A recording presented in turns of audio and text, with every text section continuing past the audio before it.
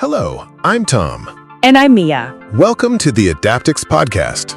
You know, this is our series where we turn these really advanced ideas in artificial intelligence and robotics into, well, simple, clear explanations. I mean, we all know this field moves so fast, and a lot of the time it can feel pretty overwhelming. So our goal is just to create a space where anyone, and we mean anyone, can build their understanding at their own pace. Doesn't matter if you're just getting started or maybe you're exploring the broader world of intelligent systems. Let's dive in. In this episode, we want to explore how neural networks actually work beneath the surface. From the basic building blocks that make them tick, to the mechanism that allows them to learn backpropagation. It really is the engine of almost all modern AI, and to really get a feel for its power, I think we have to start with the inspiration, the biological brain. When we learn something new, our brain it's not growing whole new structures for every single fact. No, it's strengthening or weakening the connections that are already there. It's modifying the synapses. Exactly. It modifies its synaptic connections. And that whole concept, that intelligence, is this dynamic, almost software-like process of just adjusting the existing wiring. Yeah, right. That's what drives artificial neural networks. Which makes it sound so scalable. You're not building new hardware. You're Yeah. just taking a fixed structure and turning it into a learning machine by changing numbers. Yeah. That's precisely it. In an artificial network, that synaptic strength is just a number. We call it a weight. And this weight, it determines how much influence one little unit has on the next one. If you understand the weights, you really understand where the learning is happening, because training the network is just the process of adjusting these weights. So our mission today is to kind of deconstruct this system. We'll start small, with just a single artificial neuron, then see how they link up into layers, and then we'll get into the core mechanism backpropagation, which transforms what are initially, random, useless connections into these incredibly sophisticated systems. Right, let's start on that foundational level. The artificial neuron. People often just call it a unit. It's a surprisingly simple little device that does just three things. It receives information, it processes it, and then it decides what to do. Okay, so let's trace a signal through one of these units. Step one is inputs and weights. So a neuron gets these numerical inputs from the layer before it, and it multiplies each one of those inputs by its own special weight. A good way to think about the weight is like a volume knob for that specific input signal. Oh, a volume knob analogy is perfect. So if the weight is a big positive number, you're cranking the volume up on that input, telling the neuron, pay attention to this. Exactly. You're encouraging it to fire. And if the weight is close to zero, the volume is off. That input is basically ignored. And what if it's negative? A large negative weight acts like an inhibitor. It actively suppresses the neuron, pushing it away from activating. So right from this first step, the neuron is already starting to distinguish between inputs. It's deciding what matters. And after it calculates all these weighted inputs, it has to combine them somehow, which I guess is step two, aggregation and bias. It just sums them all up, adds them all together. This sum is the raw activation. But before it makes a final decision, we add one more special number, the bias term. I have to admit, the bias always confused me at first. It's not tied to any input, it just sort of exists on its own. What's its purpose? Think of it like a preset mood for the neuron, or maybe a starting line in a race. It lets the neuron fire even if all the weighted inputs are small or zero. It gives it this independent ability to shift its own activation threshold. So if the neuron needs to be really easy to trigger, a positive bias gives it a head start. Precisely. It gives the network so much more flexibility.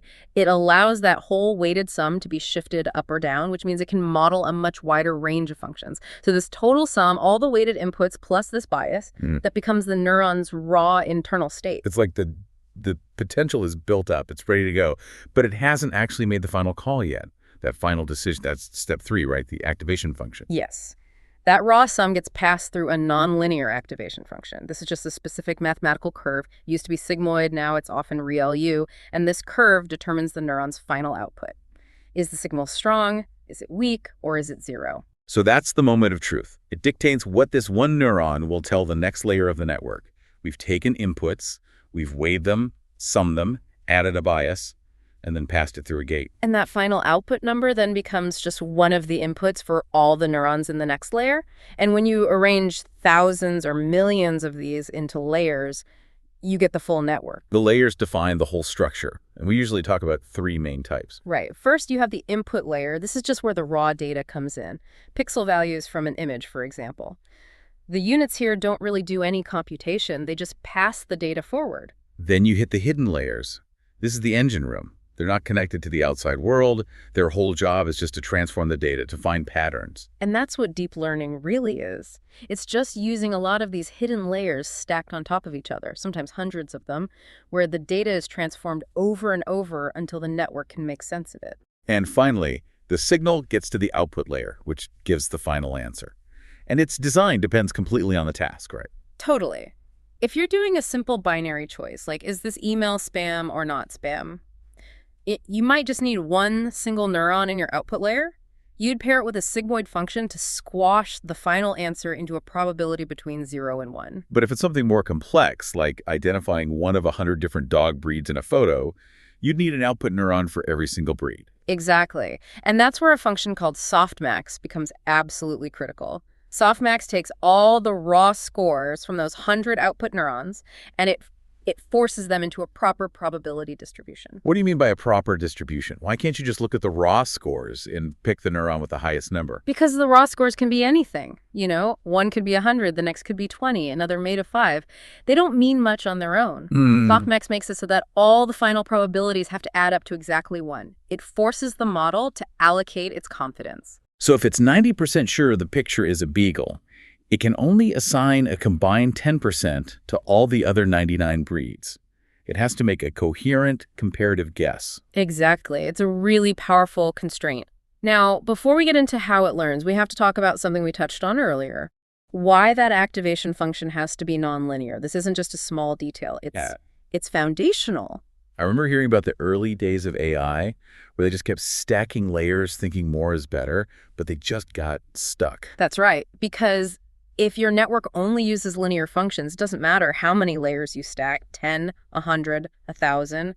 The whole thing is mathematically the same as just a single linear transformation. So stacking linear layers on top of each other is totally useless for making the model more powerful. Completely useless. You can always just collapse them down into one single linear operation. And a linear model can only draw straight lines to separate data. It can't handle complex real-world patterns. This sounds like the famous failure of the simple perceptron. Exactly. The perceptron couldn't solve the XOR logic problem.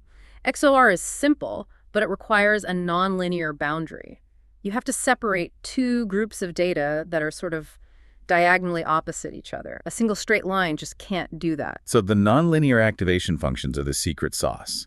They're what lets the network bend and curve its decision boundaries to match the real world. They allow it to become a universal function approximator.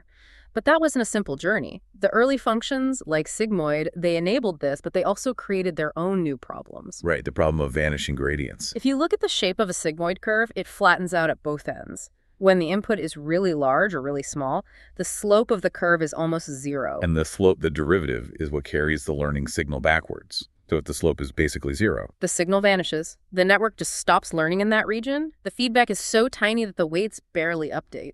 This made training deep networks almost impossible for a long time. Which led everyone to start using the rectified linear unit, or ReLU, which is, it's incredibly simple. It's so simple. If the input is positive, the output is just the input. If the input is negative, the output is 0. That's it. And the key is that for all the positive inputs, the slope is a constant one. So the learning signal stays strong. It doesn't vanish. Plus, it's really cheap to compute. Well, of course, ReLU introduced its own little ghost in the machine, the dying ReLU problem. Right. What happens if a neuron's weights get adjusted so that its inputs are always negative? Then its output is always 0. And because the slope in that negative region is also 0, the gradient is 0.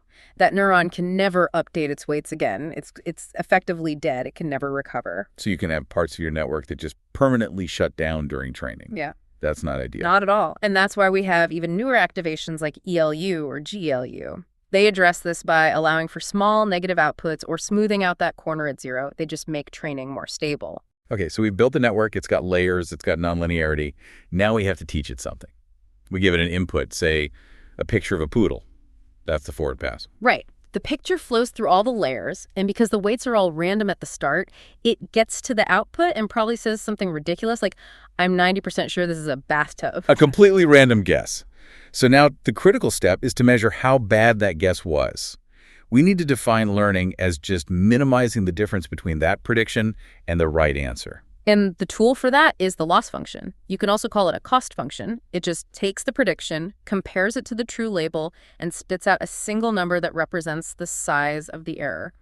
All of training is just a quest to make that one number as small as possible. The choice of loss function is really important too. Let's say we're trying to predict a house price, a regression task. For that, you'd typically use mean squared error, or MSE. You take the difference between the predicted price and the real price, and then you square it. Why the squaring? Why not just take the absolute difference? If you're off by $10,000, isn't that the error? That's a great question. The squaring does two really important things. First, it makes the error positive. But more importantly, it disproportionately penalizes large mistakes. An error of 10 is 100, but an error of 100 is 10,000. It tells the network, hey, these huge mistakes are way, way worse than the small ones, so you need to fix them first. That gives the network a much stronger push to correct its biggest blunders early on. Exactly. Now, for classification, we usually use something called cross-entropy loss. This measures the divergence between the probability distribution the network predicted and the actual true distribution. And the intuition there is that it really, really punishes the network for being confident and wrong. It does. It focuses on the probability the network gave to the correct answer. So if the correct answer was poodle and the network assigned it a 0.99 probability, the loss is tiny. No problem. But if the network said bathtub with 90% confidence and only gave poodle a 0.01% chance, the cross-entropy loss goes through the roof. It basically explodes. It provides this incredibly powerful learning signal that says, you weren't just wrong, you were arrogantly wrong, and that is a catastrophic failure. That's the kind of signal you need to drive big changes. Okay, so we have this single number, the loss, that tells us how badly we messed up. But we still have millions of weights. How on earth do we figure out which of those weights to change and by how much to lower that single error number? And that is the job of backpropagation. It is the algorithm that solves what we call the credit assignment problem. It's really important to get the terminology right here. People often think backpropagation is the learning algorithm. That's a crucial distinction. It's not. The learning algorithm is gradient descent. That's the overall strategy of walking downhill on the error landscape. Backpropagation is the specific, highly efficient algorithm for computing the gradients, for finding the direction of steepest descent. So if gradient descent is the hiker deciding to walk downhill, backpropagation is the super advanced GPS that tells the hiker exactly which direction is down from where they're standing. Perfect analogy. And its efficiency was the big breakthrough. Without BP, calculating the gradient for a deep network would just be intractable. The complexity would grow exponentially. BP uses the chain rule from calculus to make it linear and manageable. Let's try to make the chain rule intuitive. It sounds like scary math, but what's it actually doing? Imagine a long, complex assembly line, 100 different stations. At the very end, there's a quality inspector, that's the loss function, and they find a defect. The size of the defect is our error. And the inspector has to figure out who messed up. Right. But they don't go all the way back to the start. They send an error report backwards. The station right before them gets the report and calculates its own specific contribution to that final error. Then it sends a modified report to the station before it. And this just keeps happening, all the way back down the line. And the key is that each station only needs local information to do its calculation. Exactly. It only needs to know the error signal it just received from the station after it, and some information about its own internal process. It reuses the work done by the layers ahead of it. That's what makes it so efficient and what makes training these huge models even possible. So let's zoom in on one single weight somewhere in the middle of that assembly line. How does BP assign credit to it specifically? The gradient for any specific weight is basically the product of two things. First, the error signal that arrives at the neuron it's feeding into, and second, the activation or the output of the neuron it's coming from. That makes so much sense. So if the neuron it came from was firing really strongly, if it was shouting, then the connection between them is seen as more responsible for the final error. And it gets adjusted more. If that upstream neuron was quiet, its connection wasn't very influential, so the weight barely changes no matter how big the final error was. BP is constantly figuring out which connections were active when the mistake was made. So once we have all these gradients calculated, the optimizer comes in and applies the update. And the basic rule is simple, right? It's just new weight, old weight, learning rate, X gradient. That little subtraction is us moving the weight downhill. And that brings us to maybe the most important and often most frustrating hyperparameter in the whole system, The learning rate. The learning rate is the size of the step you take downhill. And getting that step size right can be the difference between a model that learns beautifully and one that completely fails. It's so critical.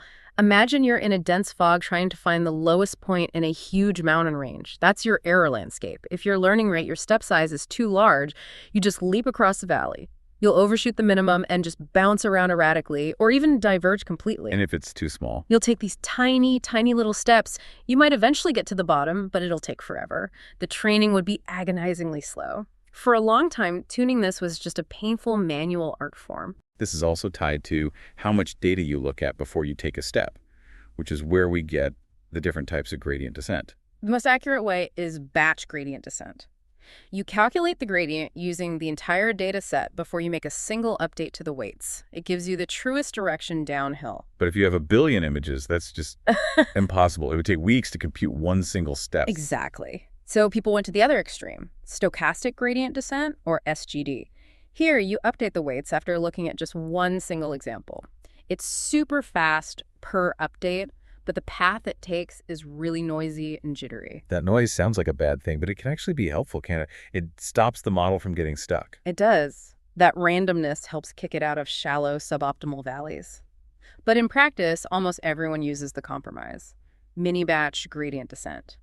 We calculate the gradient using a small batch of examples, maybe 32 or 64 at a time. So you get a pretty good estimate of the gradient, but it's still computationally fast. And it's way more efficient on modern hardware. GPUs are parallel processors, so they can process 64 images at once just as easily as one.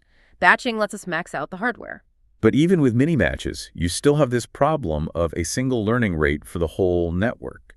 Some weights might need big changes, others tiny ones. And that challenge led to adaptive optimizers. These are methods that give every single weight its own personal dynamic learning rate. And the most famous one by far is ADAM. Adaptive moment estimation. It sounds complex.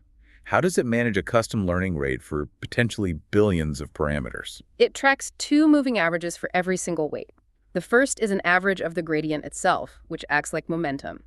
If a weight is consistently told to move one way, ADAM builds up inertia. Okay, that speeds things up. What's the second one? The second is an average of the squared gradients. This basically tracks the volatility. If a weight's gradient is bouncing all over the place, this number will be really high. So ADAM knows the history of each weight's updates. Yes, and it scales the learning rate based on that history. If a weight's gradient is stable and consistent, it takes bigger, more confident steps. If it's erratic and noisy, it takes smaller, more cautious steps. That ability to adapt per parameter is what made it so revolutionary for training stability. It feels much more intelligent than just a single fixed learning rate for everything. It is. And it's not the only one. There are others, like ReLU, which is interesting because it completely ignores the magnitude of the gradient and only uses its sign plus or minus. Why would you ever ignore how big the error signal is? Because in really flat parts of the error landscape, the gradient gets close to zero and training can stall. ReLU says, I don't care how small the signal is, as long as there's a direction, I'm taking a step. It's great for getting out of those flat spots. Okay, so we have the engine, backprop, and a smart driver, ADAM. But deep networks are still prone to instability and overfitting. What tools do we have for that? Two techniques are basically standard now: batch normalization and dropout. Let's start with batch norm. Right. Batch norm works by normalizing the activations inside each mini-batch. The original idea was to fight something called internal covariate shift, which sounds terrifying. It does. It's basically the idea that as the weights in the early layers change, the distribution of inputs to the later layers is constantly shifting, which makes it hard for those later layers to learn. It's like trying to hit a moving target. Exactly. And while the theory has been debated a bit, the huge practical benefit of batch norm is that it smooths out the optimization landscape. By forcing the activations to have a stable mean and variance, it makes the whole training process much more predictable. And that stability means you can use a much higher learning rate without the network blowing up. Which means faster training and often better generalization. Then the second technique is dropout, which on the surface sounds completely crazy. You just randomly turn off parts of your network during training. Yeah, you just drop neurons out. For a given training step, maybe 50% of the neurons are just gone. It prevents something called co-adaptation. Neurons can learn to rely too much on their neighbors. They form these little cliques. So a group of neurons might learn a feature, but if one of them is missing, the whole thing falls apart. By randomly deactivating them, you're forcing every neuron to be more robust on its own. It can't depend on its buddies always being there. Exactly. It forces them to learn more redundant representations. It's like you're training a huge ensemble of slightly different, smaller networks all at once. And averaging an ensemble almost always gives you a better, more generalized result. So this whole system is built on the idea of depth. But why do we need all these layers if the universal approximation theorem says a network with just one hidden layer can theoretically learn any function? That's a great point, and it's a true theorem, but there's a massive practical catch. Yes, a single layer can do it, but to model something as complex as, say, image recognition, that one hidden layer would need to be, well, astronomically wide. You'd need a ridiculous number of neurons, more than you could ever build or train. Right. It's completely impractical. The reason depth is so powerful is that deep networks can achieve the same result with exponentially fewer total neurons by breaking the problem down into a hierarchy. The hierarchical decomposition. This is the core idea. It's just like how our own visual cortex works. In a deep network looking at an image, the different layers learn a hierarchy of abstraction. So the very first layers, the ones closest to the raw pixels, what are they looking for? The simplest things you can imagine. Basic edges, little slants, color gradients, the absolute fundamental building blocks of an image. And then the middle layers. They take those simple edges and start putting them together. They learn to recognize more complex shapes, corners, circles, textures, patterns. And by the time you get to the deepest layers, they're taking those shapes and putting them together to recognize whole objects. Faces, cars, animals. Exactly. And this layered approach is incredibly efficient because it allows for feature reuse. The same edge detector learned in layer 1 can be part of a cat's ear, the wheel of a car, or the corner of a building. That economy of representation is the real magic of depth. But as you said, stacking hundreds of layers brought back that old problem of unstable gradients. The signal just vanishes or explodes. That was the big wall people hit. And the solution, which is still fundamental today, was the residual network, or ResNet. ResNets introduced this incredibly simple but powerful idea of skip connections. A skip connection is just a shortcut. It lets the input from an earlier layer bypass a few other layers and get added directly to the output of a later layer. So it creates an express lane through the network. It does. And crucially, it creates an express lane for the gradient to flow backwards.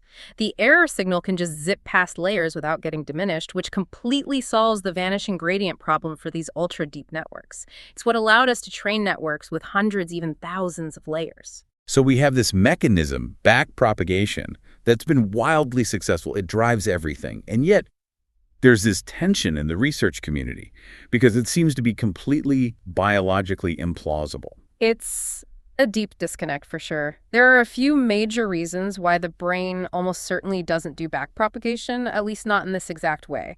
First, the information is different. ANNs use these precise, continuous numbers. Whereas real neurons communicate with discrete spikes. Yep. It's a timing-based code, which is just a different world.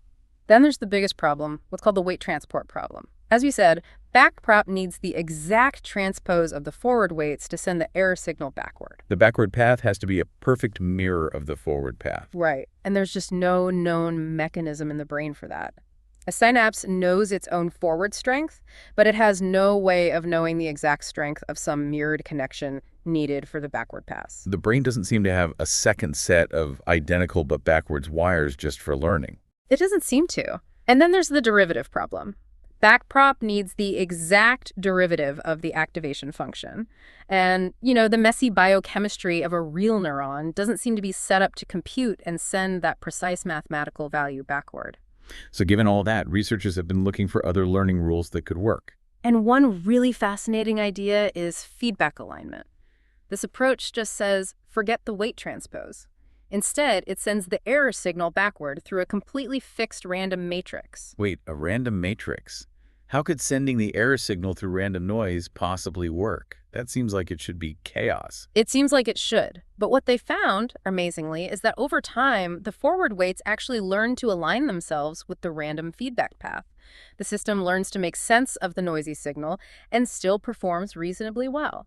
So it doesn't need the perfect exact signal. It just needs a consistent signal that's correlated enough with the right direction. That seems to be the lesson. Another really exciting area is predictive coding, which comes more from neuroscience. This is the idea that the brain is always making predictions about what it's going to see next. Exactly. And learning happens when you minimize the surprise, the error between your prediction and reality.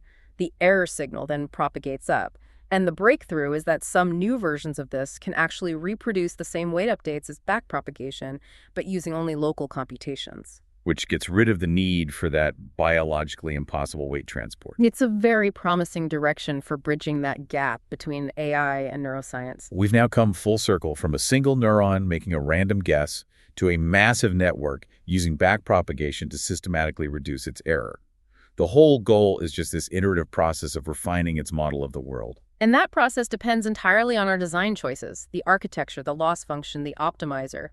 Let's end on a thought that connects the greatest strength of deep learning, that beautiful hierarchy of abstraction we talked about, with its most famous and unsettling weakness, adversarial examples. Yes, adversarial examples. They are just fascinating failures. You take an image, you add a tiny amount of carefully crafted noise, it's totally invisible to a person, and it causes a state-of-the-art network to completely misclassify the image with high confidence. Like taking a clear picture of a school bus, adding this invisible static, and the network suddenly says, "That's an ostrich. I'm 99% sure." It seems like a crazy bug. But it's not a bug. It's a fundamental feature. It's rooted in the very hierarchical structure that makes the network so powerful in the first place. You're saying its strength is also its weakness. Precisely. Remember how the first layers learn simple textures and edges?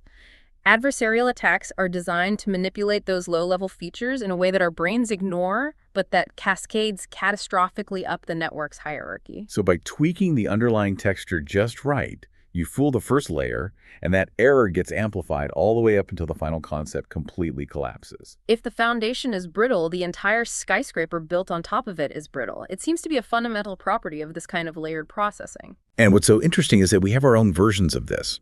Optical illusions. They manipulate the low-level assumptions our visual system makes about light and shadow to make us confidently see something that isn't there. Which might suggest that these kinds of blind spots are just an unavoidable price you pay for any efficient layered perception system, whether it's built from silicon or from neurons. Intelligence, no matter how it's implemented, seems to always carry the signature of its own structure. That is a powerful final thought. We hope this exploration gave you clarity on the essential mechanics driving modern AI, from the smallest unit of computation to the massive engine of credit assignment that is backpropagation. Understanding this foundation, how the neuron works, how the gradients are calculated, and how the optimizers refine the weights is absolutely crucial for understanding future architectures like CNNs, RNNs, and transformers. Thanks for listening to the Adaptix podcast. If you have any questions, feel free to reach out to us.